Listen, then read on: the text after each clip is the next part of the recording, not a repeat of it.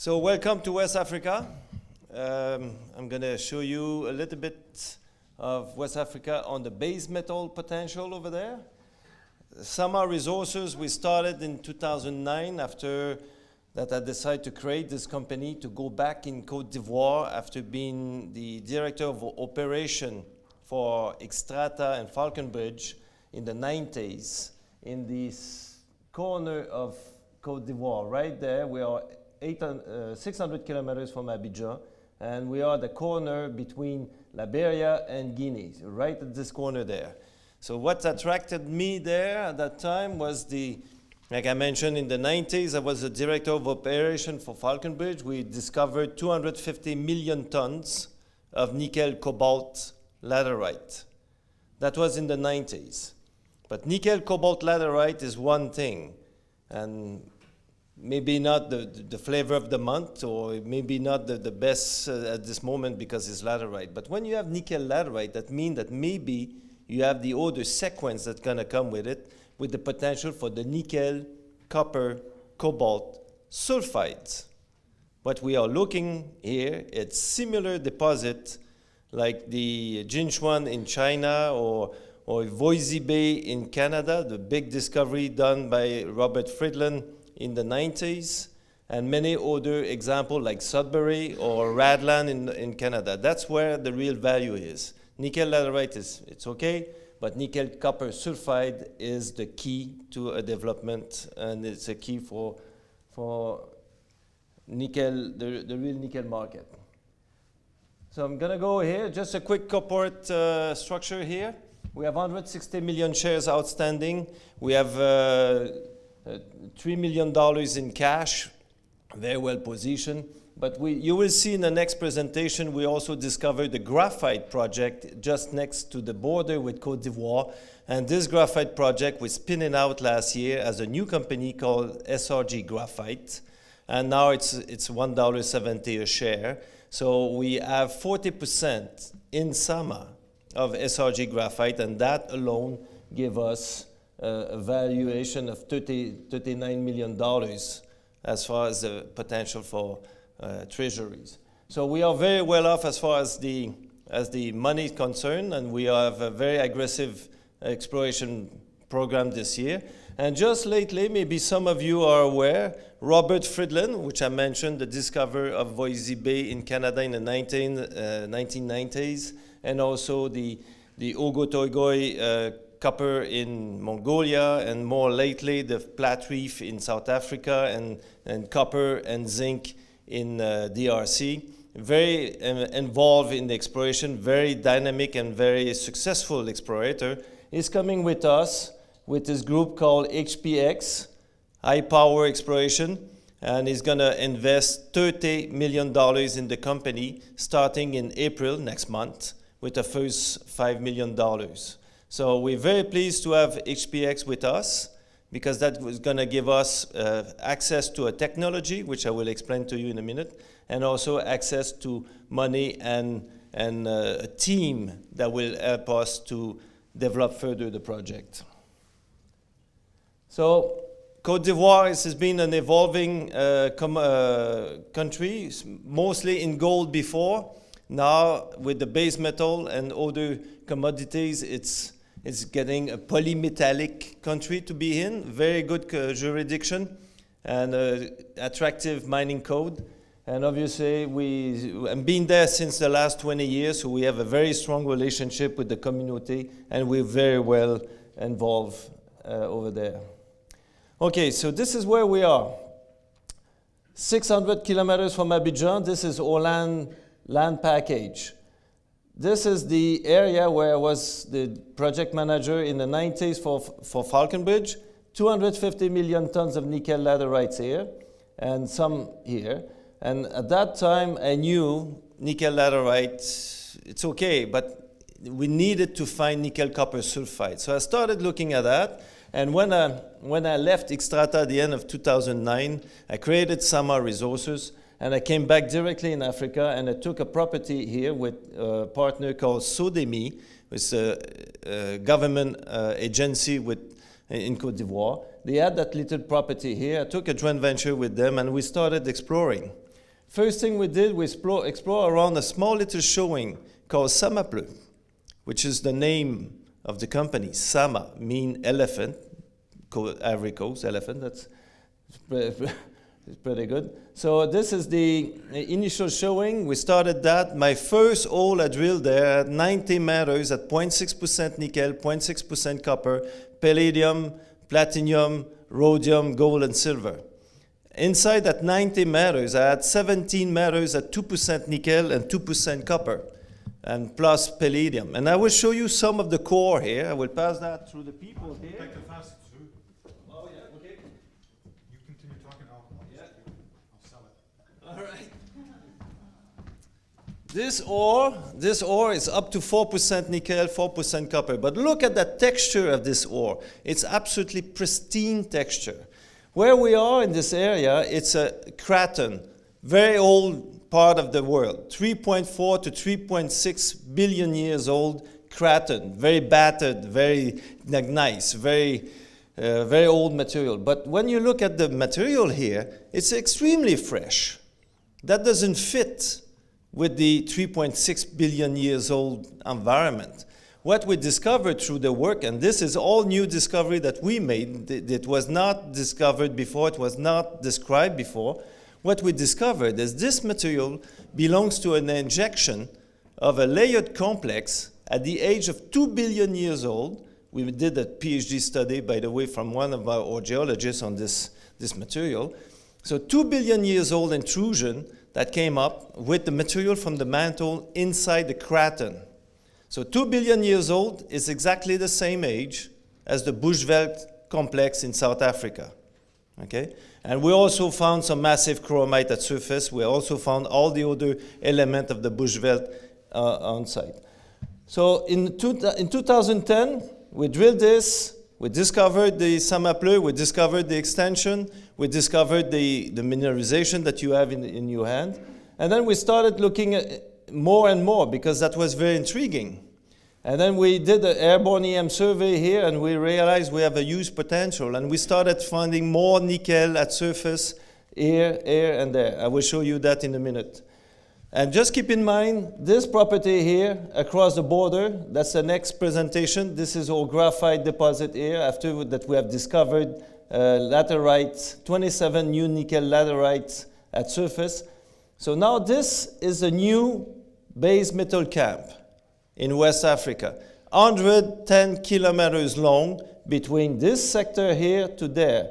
This is an enormous new camp, and we are the only one there. We own basically all the camp.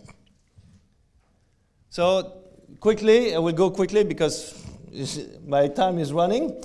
So discovery here, and I will give you a cross-section between these two surface discovery.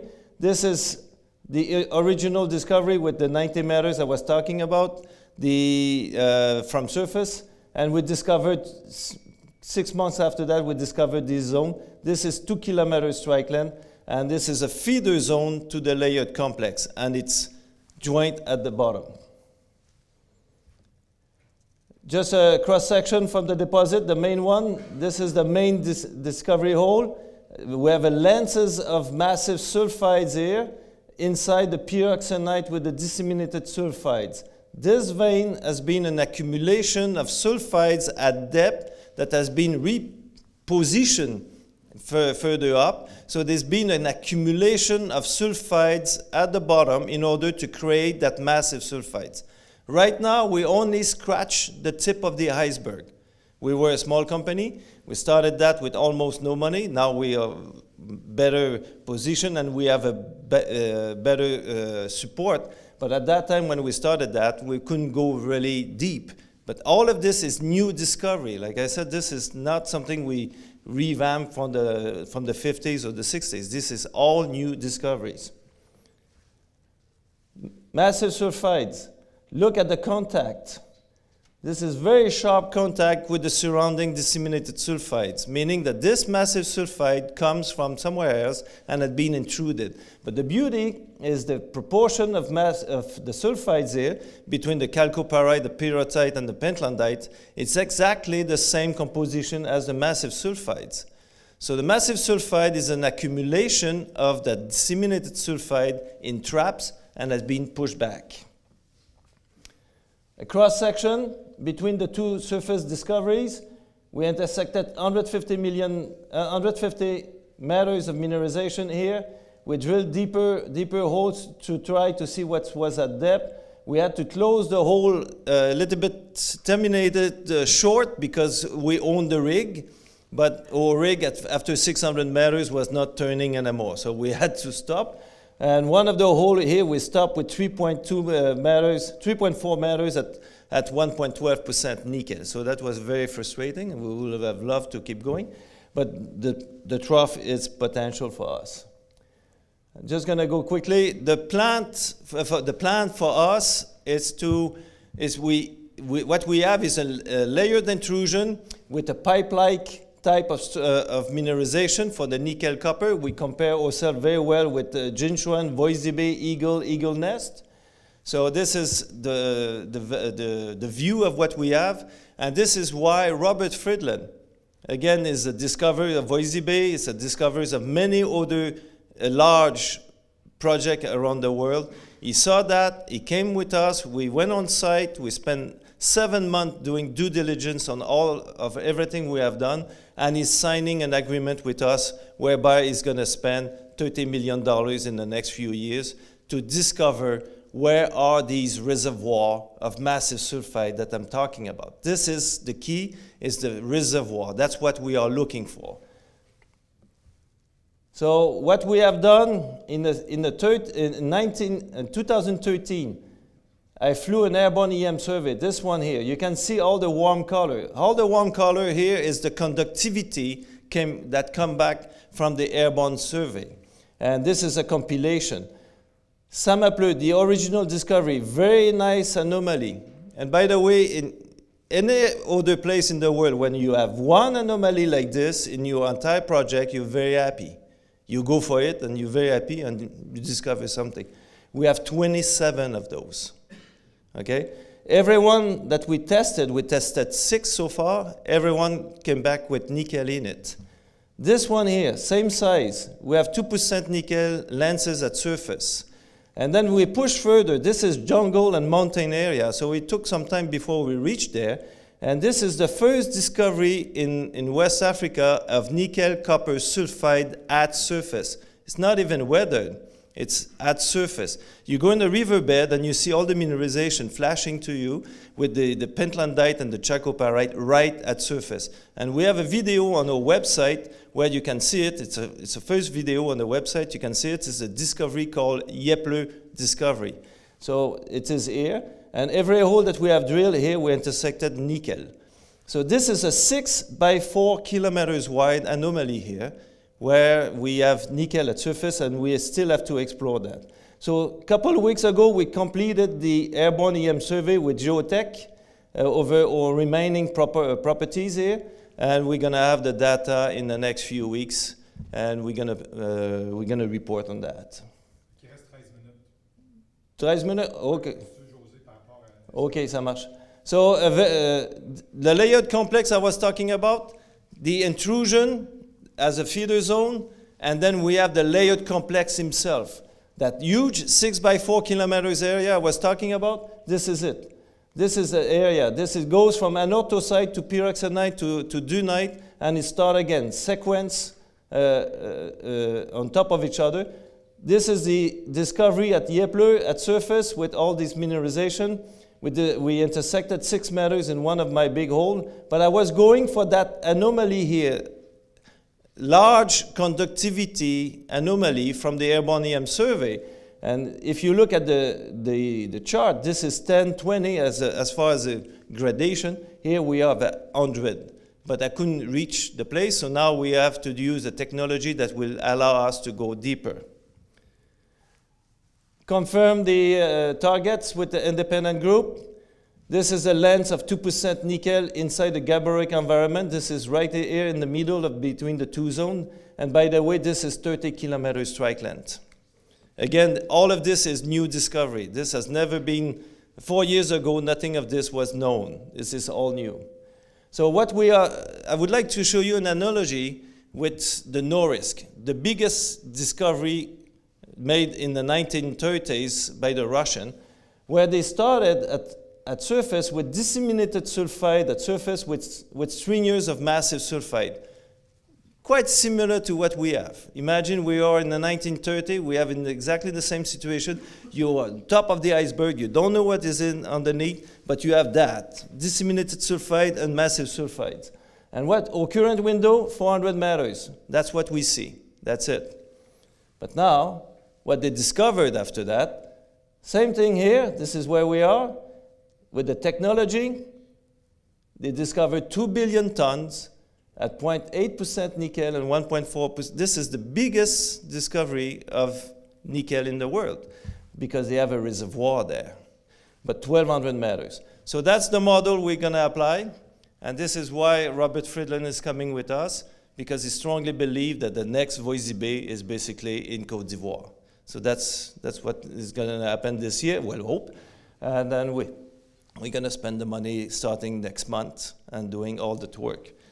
We have a technology, access to the technology called Typhoon. Typically, the technology you only see from the down to 400 meters here, but with the Typhoon we can go deep to 2 kilometers. So that's one of the reasons why HPX, High Power Exploration, they own that technology. They don't rent it. You cannot rent it if they are not partner with you. So this is the technology we're going to apply on site in the next few months. Thank you. Thank you.